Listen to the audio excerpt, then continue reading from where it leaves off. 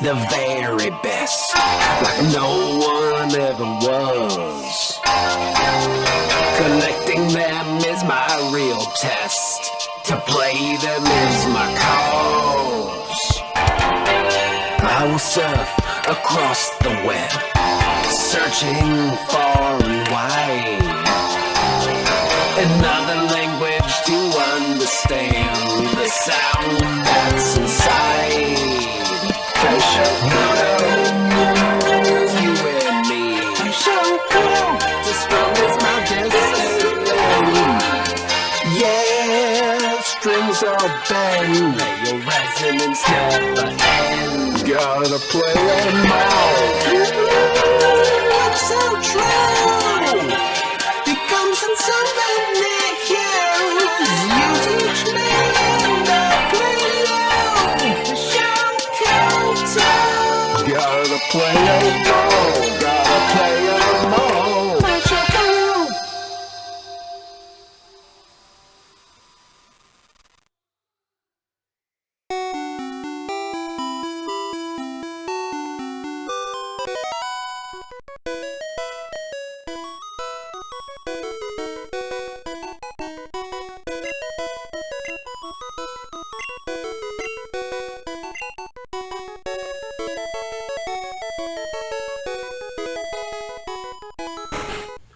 Now, Ash, you'll need to choose from one of the 3 starter Taisho-Koto.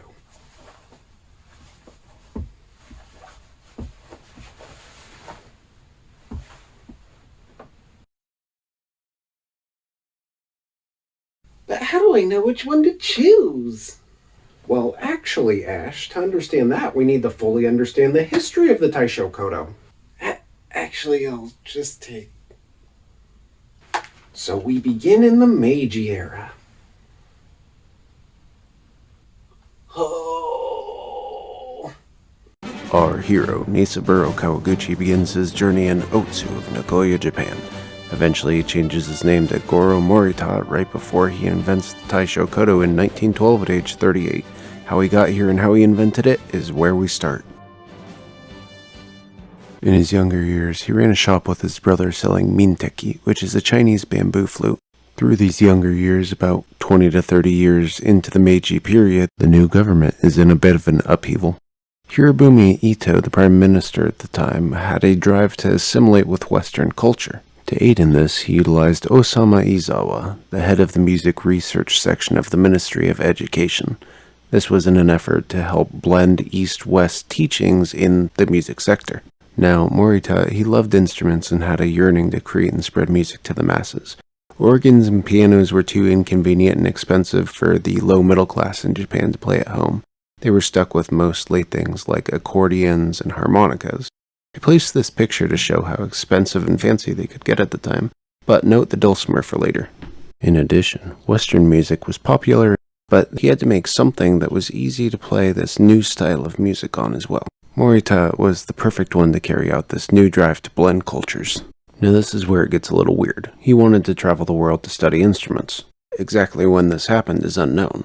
I've seen many possible dates: 1892, at which time he would be 18, 1897, 99, 1901, 1906.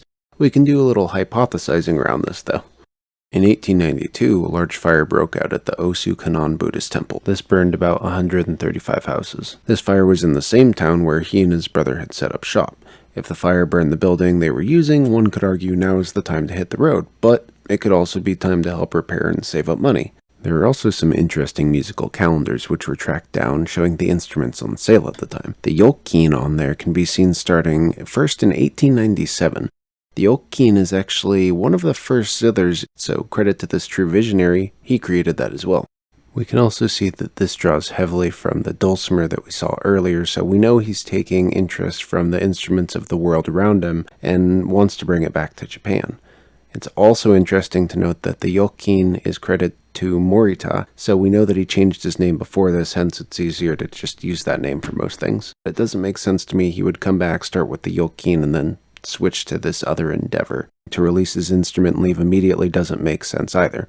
At this time, things were not so simple as far as selling your new product. You had to be the one marketing it, setting up storefronts, demoing for people, etc. You couldn't go AWOL and hope your marketing department would throw in a YouTube ad. So, the later dates of 1901 or 1906 make more sense. Previously mentioned Prime Minister and Osama Izawa sponsored this trip, yet another reason for the trip to be at least after the creation of the yokin, since he would have made a name for himself. I've also seen some people pull in theories on the steamer lines, which is pretty cool. His travels brought him to America first, followed by Europe, and in 1906, the steamer line to America was more common and popular than the one direct to Europe, which frames his timeline a bit. So, now abroad, he had the chance to see music as it was happening everywhere. He mentioned a few things himself in some interviews over the years. He brought his flute and used to walk briskly through the streets of New York wearing a yellow-gold patterned jinbeori and a kakekaban made from the armor of an old Japanese samurai. While traveling, he also noted that through seeing music study around the world, he felt Japan was far behind in music. This drove him to want to create simple and cheap instruments and popularize home study for the masses as was being done in Europe. He was abroad for 2 or 3 years, returned, immediately went to work on securing funds, development, and production for his new instrument. It was then put on sale in the first year of the Taisho era, 1912. It was under the name Kikukoto, which means chrysanthemum, since its release was timed to be first played at the Chrysanthemum Festival. This of course speaks to his merit at the times as well as his working with Izawa. It was also called the Taisho Nigen Koto at times. aka it was from the Taisho era, had 2 strings, Nigen, and based off of a koto.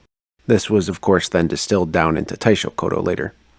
So why 2 strings? He used 2 things for inspiration here, a typewriter and the Nigen Koto, the 2-string koto. It evolved over time from there. It started with purely one size of thick metal string and wasn't until later that different windings were introduced. The strings have a loop on one side which attach the metal tailpiece, and they come up to wrap around the top peg. Upon release it didn't sell. People just wanted to stick to accordions and harmonicas, so what was the solution? He would train beautiful women to play it and organize performances in public places in front of stores that sold Taisho-Kotos for them to demo it. Keep in mind this was not a common thing. He invented this sales technique, and it worked. Sales slowly rose by telling people they could play all their popular songs with a couple simple button presses. At the time, he was also distributing the music and was giving it out for free. It has not changed much since it started. It was made to use numbers which matched those on the instrument for ease of playing. The important part here is 1, 2, 3 are do, re, mi.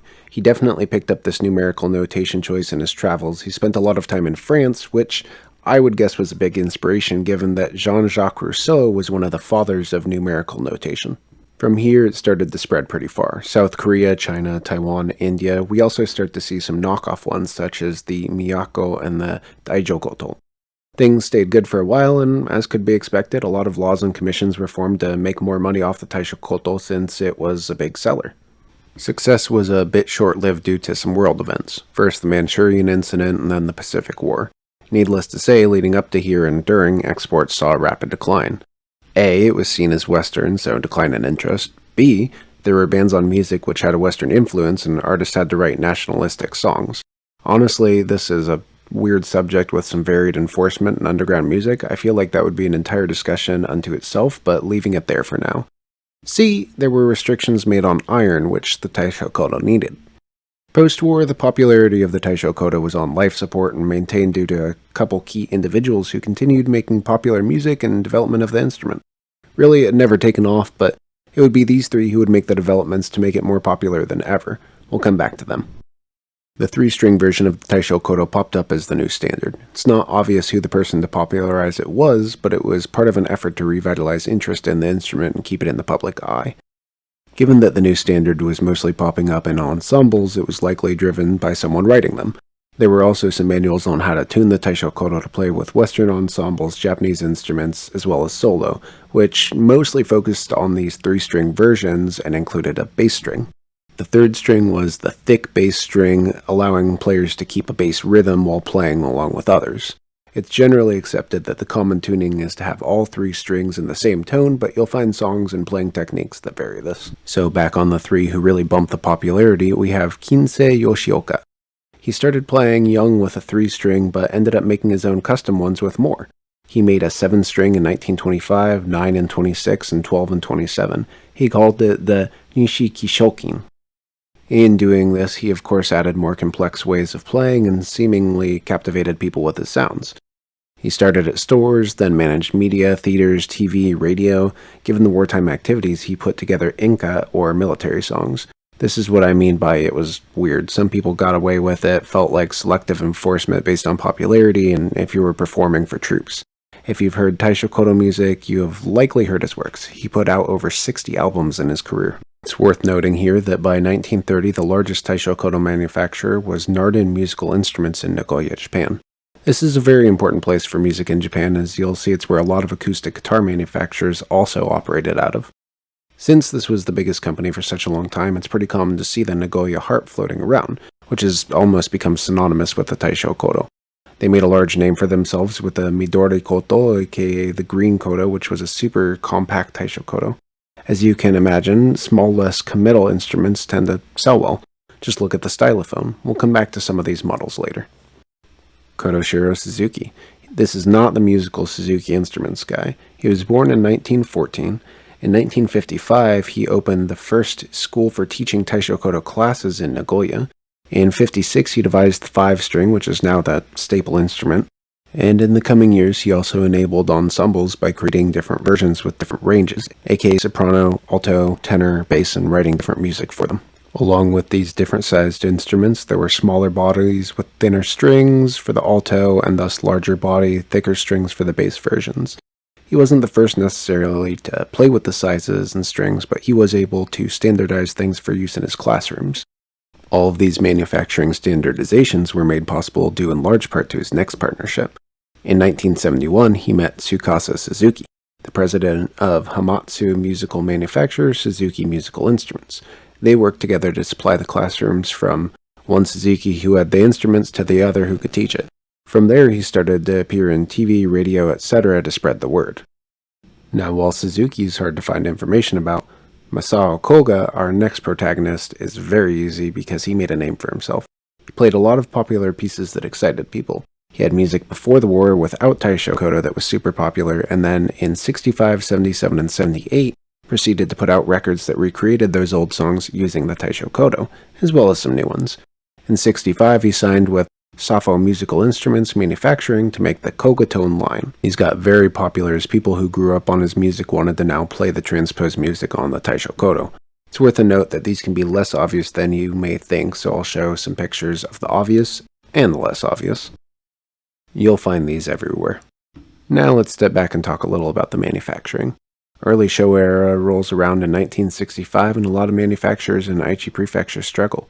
Interestingly, this revival of the Taisho-Koto was well timed to help that struggling music industry, and as we discussed, Suzuki took advantage of the scenario to become a top-selling Taisho-Koto name. They loved to have their hands in everything. Harmonicas for the young, guitars for the mid-age, and then the government rolls around and says, okay, companies are going down, we gotta cater to old people, let's sell them Taisho-Kotos. But this comes with a big improvement in Taisho-Kotos. They started using guitar tuning pegs on them instead of the metal pegs, which was way better for tuning. Now they also have more strings and overall better build quality, so it's an easier sell. A bunch of new companies sprung up producing Taisho-Kotos to supply the needs of all the new schools. The idea of Taisho-Koto schools had also begun spreading, and into the 1970s there were over 50. Each school then partners with a given music manufacturer to make their own special spin on it for their students. Note that this means a school branding could appear across multiple brands if they switch over time.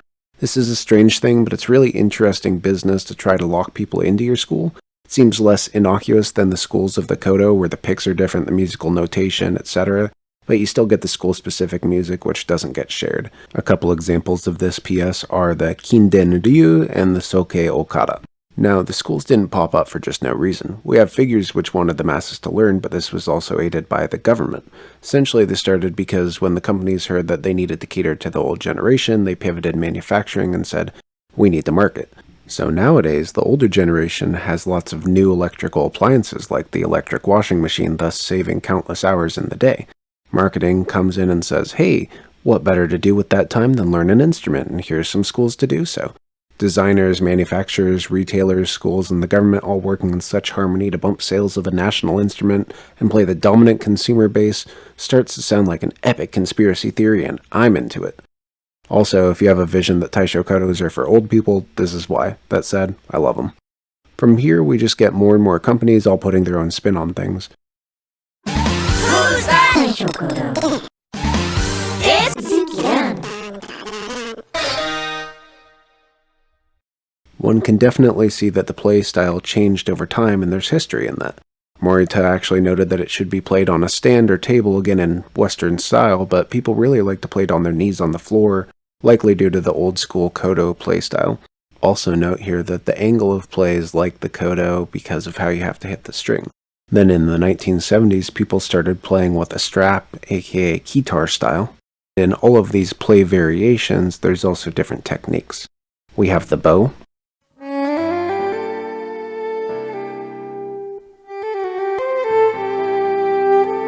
We have the slide.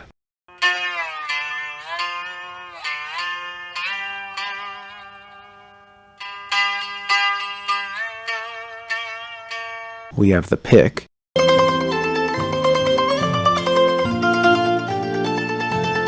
We have keys only.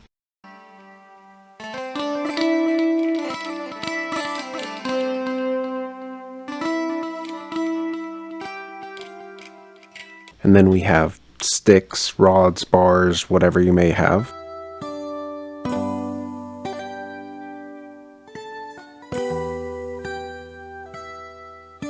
Some people even use chopsticks for it. So with our understanding of the instruments and how they came along, we'll zoom through all of the models and look at the different types of the instrument. Today we're going to talk acoustic, electric, and acoustic electric, but we'll approach the digital era in a later episode. I also want to preface this with saying this will not be exhaustive. I want to show you a variety so when you look at these you say, oh, I understand what it is, I understand what it'll sound like, and generally I understand what time period it's from. We'll cover different types, major brands, era it was made. It won't show every company, every school, every variation of string count. There's too many brands, schools, span it over 100 years. Yeah, I'm good. As an aside, we could look at all the versions from around the world. As it was exported across the world, each country changed it and made it their own. There's a ton of these though, and they can differ in ways that are either outside the realm of this video, or I might just not understand. In such, we'll keep it brief. We have this one from Sweden. We have one from India that I'm quite fond of. We have a German one.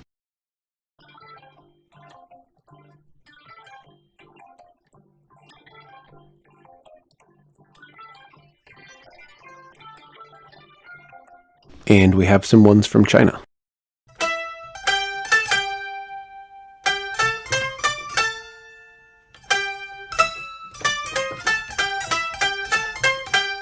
And into the acoustic designs, we have the original 2-string, and then the fancy 2-string. People wanted these for the intricate design since Nagoya was a woodworking town.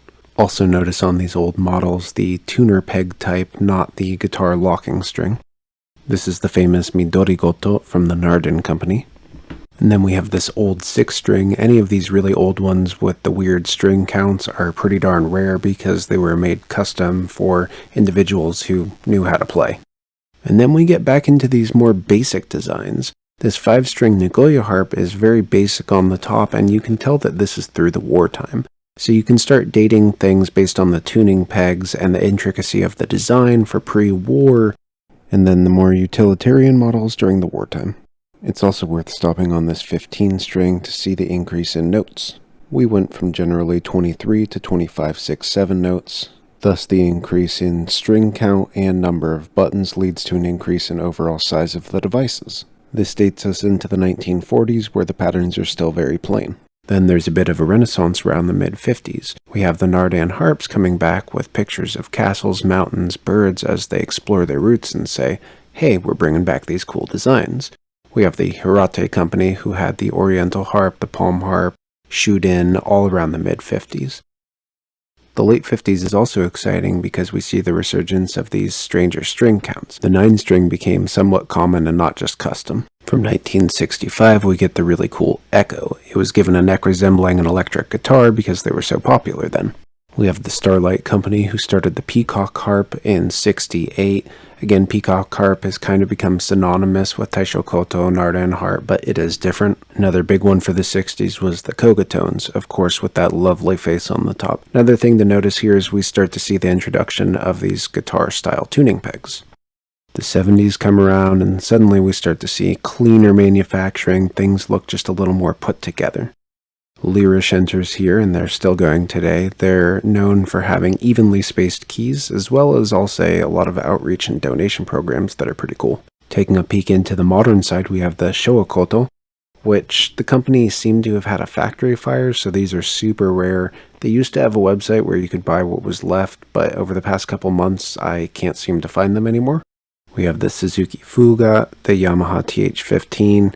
Really, the list can go on, but note that the manufacturing's just gotten better, the woods are different, generally lighter, a lot of the same trends you'll see with guitars.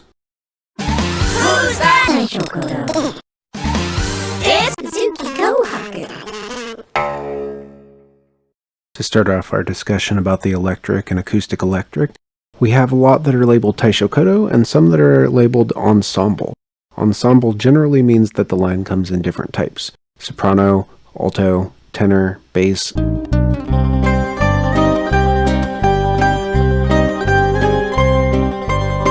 So a lot of these pop in around the '70s due to the electric guitar surge. To illustrate a point, Yaidi Guitar was one of the first companies to create an electric Taisho-Koto. And we get a lot of companies trying to mix things up and differentiate themselves. For instance, the Kawai KT44E and the Nagomi.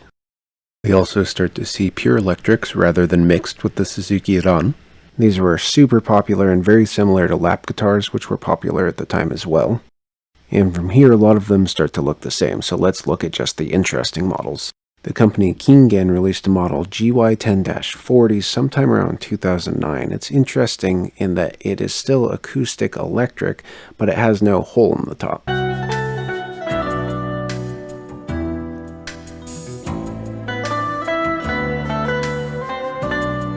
We have the very strange 22nd century versions to celebrate the 100th anniversary of the Taisho-Koto. And Comnix. This is the Ashita-Koto, or part of the Ashita-Koto line, which is the ensemble version. There's lots of others in this line and lots of other lines as well. This is personally my favorite, and we're going to come back to these in a later episode. And the elusive Crystal Koto, or Kuristaru Koto from Kawai. I hope it remains hidden for the sake of my wallet. And then we get into modern day, all of which are still being made. Two things of note for modern are that bows are making a comeback and people are loving the soundless design so they can practice in their small apartments. One such is the Yamaha Viorira, which came out in 2001 and is very popular.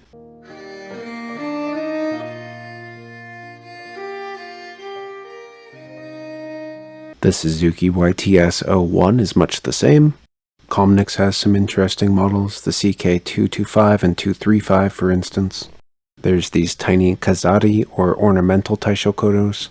Kinryuden school has a lot of really cool stuff that I've linked in the comments, for instance the Elegance model or the ES1-1. And I need to talk about the Suzuki Kohaku, which is an ensemble version, so it comes in all flavors.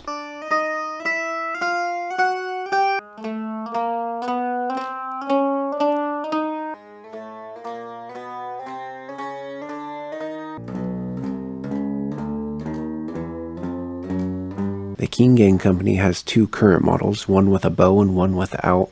They're both electric solid body for quiet practice, and they both come in red or green.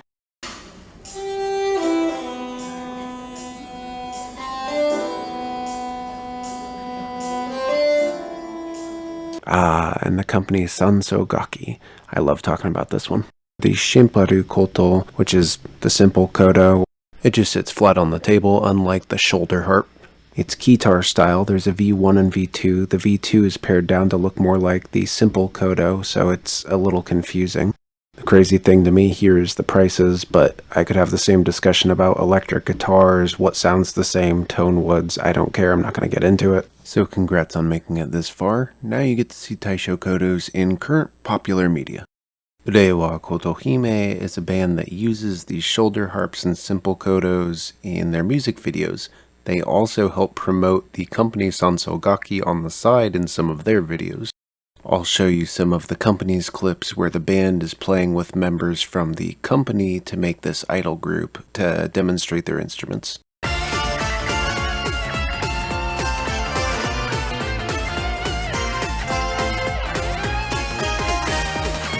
ワン、ツー、スリー。